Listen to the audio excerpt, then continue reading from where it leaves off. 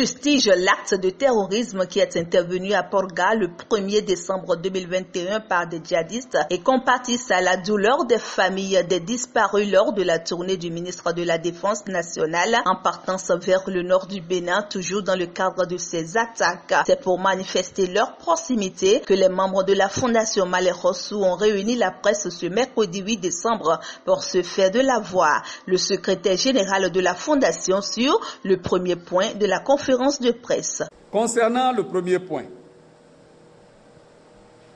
et d'après le communiqué de l'état-major des forces armées béninoises, l'accident s'est produit le mardi 1er décembre 2021 dans les localités de Mekrou-Nyenyen, dans la commune de Banikwara, et à Porga, dans la commune de Materi, où les agents des forces de défense et de sécurité du Bénin, en position de surveillance dans la zone frontalière, ont été pris à partie par des individus armés non identifiés nuitamment. Ils ont essayé de contourner et de surprendre le dispositif de prévention mis en place pour ouvrir le feu sur les éléments de nos forces de défense nationales. Les échanges de tirs à balles réelles ont fait 2 morts et quelques blessés dans les rangs de nos militaires. Les victimes sont immédiatement prises en compte avec diligence pour les soins adéquats à l'hôpital Jean de Dieu de Tanguieta. Quant aux disparus, l'État a déjà pris les dispositions idoines pour leur mise en bière et nous saisissons cette malheureuse occasion pour dire nos compassions et sincères condoléances à la nation béninoise et aux familles éplorées. Il est à signaler que 2 corps parmi les assaillants ont été abandonnés, l'un à Banikwara et l'autre à Porga, de même que les traces de sang sont aperçues sur leur chemin de repli, ce qui laisse penser que d'autres assaillants ont été grièvement blessés dans leur repli tactique vers le pays voisin où sévissent les groupes terroristes. Pour éradiquer cet acte criminel, il urge pour les Béninois de s'unir en prière afin que règne la paix sur la terre de Ouegbadia, Akaba et Béanzin. À cet effet, nous invitons tous les religieux de tous bords de notre pays à se retrouver pour prier sans relâche pour la paix de notre pays. Car on sait toujours quand ça commence, mais on ignore totalement quand ça finit. Multiplions donc les prières pour que les assaillants ne reviennent plus jamais sur la terre de nos aïeux. Je veux citer Béanzin, Kaba, Bioguera, etc. Par la même occasion, nous encourageons nos forces de défense à redoubler d'ardeur et de vigilance pour mettre hors d'état de nuire ces terroristes d'où qu'ils viennent.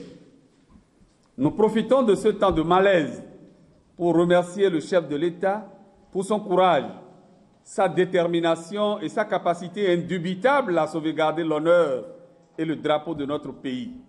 Que le Seigneur le fortifie et l'illumine davantage. C'est donc avec la grande douleur au cœur et une vive compassion que la Fondation Malais Rossou et tous ses membres s'inclinent devant les dépouilles mortelles des vaillants soldats disparus tombés sur le champ de bataille. Comme à l'accoutumée, une délégation de la Fondation va rendre visite aux familles des disparus et ceux qui sont morts par accident. Nous crions victoire au peuple béninois et assurément nous vaincrons. Par cette occasion, les membres de la Fondation Malais Rossou ont lancé un vibrant appel au chef de l'État, son Excellence M. Patrice Talon, afin qu'il donne l'exemple d'un homme épris de paix et d'unité en faisant grâce et en appelant les fils et filles du Bénin, soit en exil, soit en situation de prisonnier, autour de la jarre trouée. Quant à son Excellence, Monsieur le Président de la République, chef de l'État, chef du gouvernement, au nom de la Fondation Malais Rossou et à notre nom personnel, nous vous demandons Nous vous demandons, Monsieur le Président, nous vous demandons de gracier, de pardonner, d'amnistier les prisonniers et tous ceux qui sont au dehors. Et votre pardon n'est pas seulement pour le peuple béninois. Le pardon, la grâce, l'amnistie, ça va dans votre caisse d'épargne. On me dira comment? On me dira comment? Comment? Parce que Dieu ne m'a pas et son prophète ne m'a pas. Celui qui pardonne, Dieu va te pardonner. Celui qui pardonne, Dieu va te pardonner. Celui qui gracie, Dieu va te gracier. Celui qui amnistie, Dieu va t'amnistier. Et je sais, Monsieur le Président de la République, chef de l'État, chef du gouvernement, tu peux le faire. Tu peux. Et tu dois le faire.